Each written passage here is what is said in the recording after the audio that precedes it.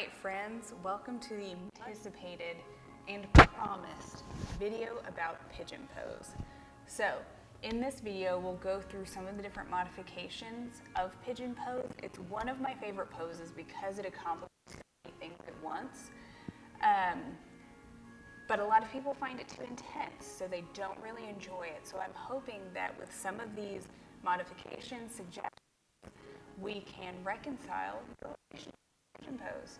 So first off, we're going to start off in our top position. I find that to be the easiest way to transition into Pigeon Pose because a lot of times I'll hit snags in my hips. So I like to start in tabletop, bring my right knee up towards my right wrist, foot comes across to the left side, and I'm going to use my left foot to inch myself back and down. So this is where we're going to start off with the modifications.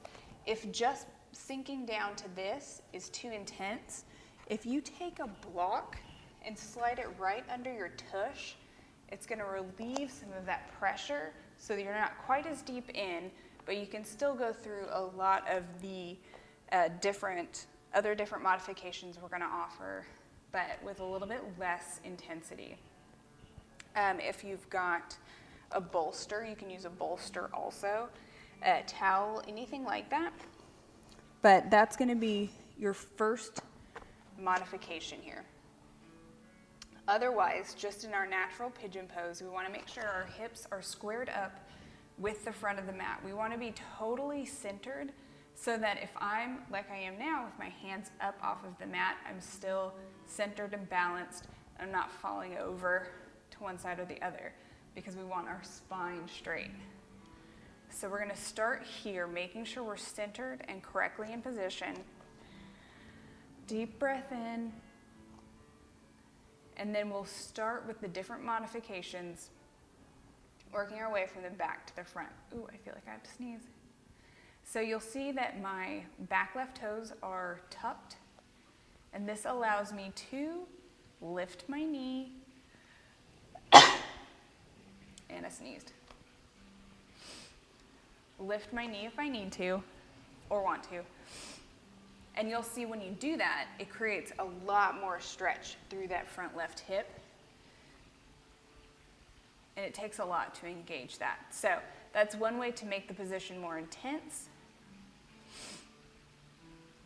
And you can just pick it up and drop it, pick it up and drop it. And you'll see my knee doesn't move very far up off of the mat. But you will feel the amount of work that goes into that. So we're going to drop our knee back down, bring the top of our foot to the mat or to the floor because I'm always too far back here. And then the next thing we're going to do as we work our way forward is bring our elbows down to the mat. So come down onto our forearms. And this is going to adjust the intensity of the pose as well. It's going to bring a little bit of pressure up off of the center of our bodies, because if we're right up over our hips, it's going to press us down and create more intensity.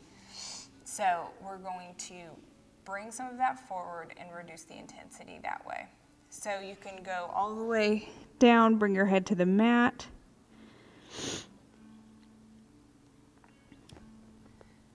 Head up. And then we'll come back up onto our hands. And then the next thing you can, I guess I'm not really working back to front.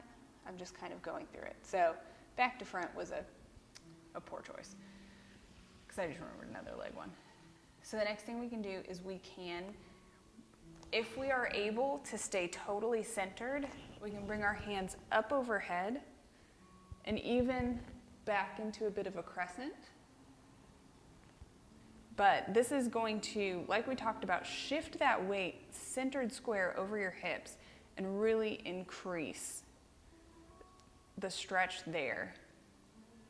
Hands down. And then the last one we'll talk about is a lot of people see Mermaid Pose. It's very Instagrammable.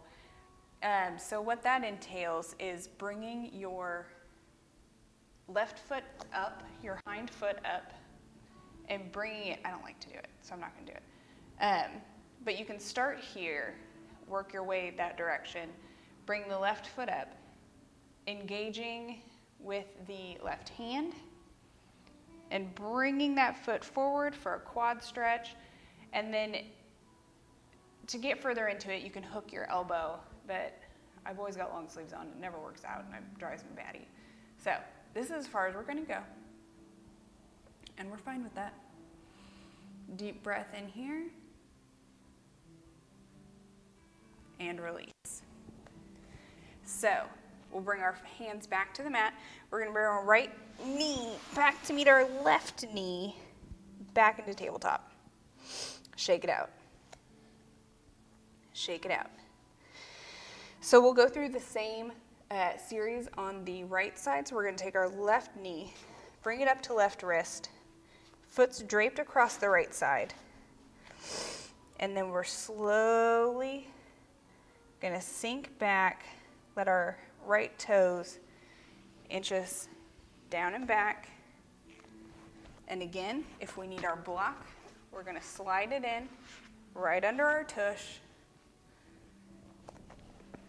If not, that's okay too. So our hips are square up with the front of our mat. We are centered, we are balanced. Spine is straight. And then we're going to take a minute and lift our right knee up off of the mat. Drop it back down. Lift it up. Drop it down. So you can pulse through this, you can hold it steady, whatever you like. And then from there, we'll move into coming down onto our forearms, which, like we talked about, is another way to adjust the intensity level of this stretch, bringing the body weight forward versus having it centered up on top of your hips with that column of weight pressing down. So here you'll feel a lot more stretch through the left glute, the bent leg, the leg that's up front. Deep breath in here.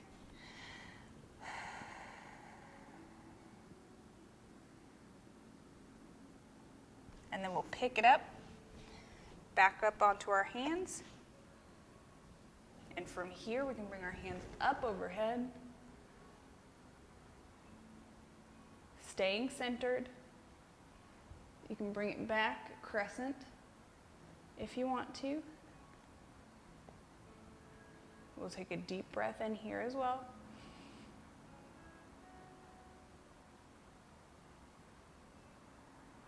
Hands back down. And then, like we talked about, you can bring that right foot up, reach back, grab it with the right hand.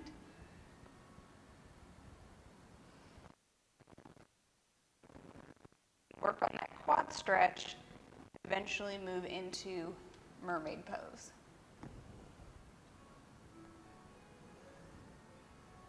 Deep breath in, relax into it.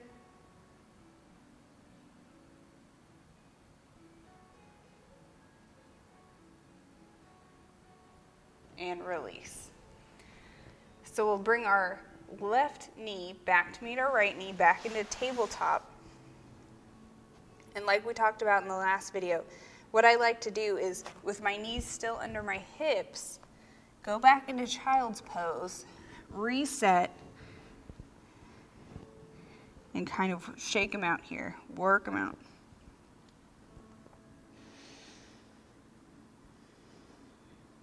Deep breath in.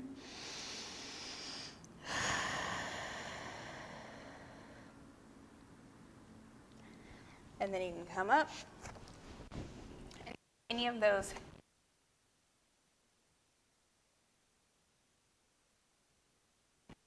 massage some of that hip anatomy back into a more comfortable position.